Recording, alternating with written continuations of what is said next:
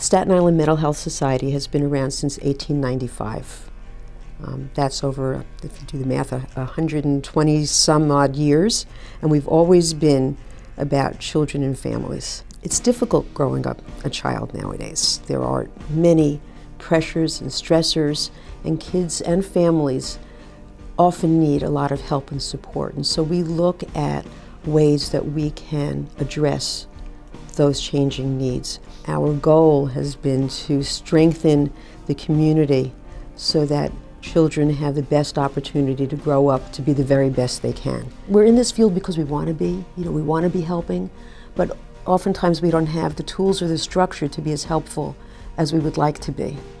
These changes towards integrated care really help us, who are there to help, be much more effective, and allows the family to be cared for so we can wrap our arms around the family and deal with them holistically. And we're not sending families from one place to another to get the care that they need for themselves and for their children, but we're helping them to pull all of those resources together in the interest of their being, of their care, of their feeling successful and their feeling nurtured and cared about.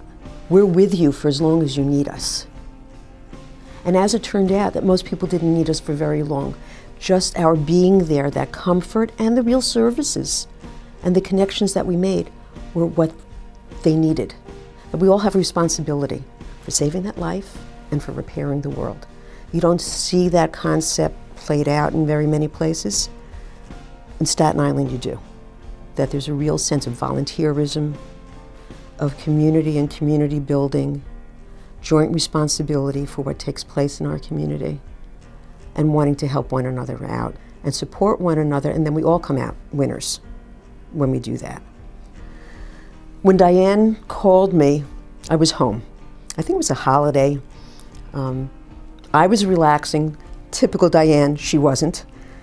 And she called and said, "Fern, I just wanted to let you know that I've met with our board and I've met with others, and we're honoring you at our next gala." And I went, "Ah!"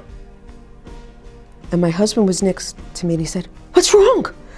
I had this look. I was in such shock because it was totally unexpected. And I was, when I caught my breath again, I was so flattered and thrilled and just couldn't believe it, and honestly still can't believe it.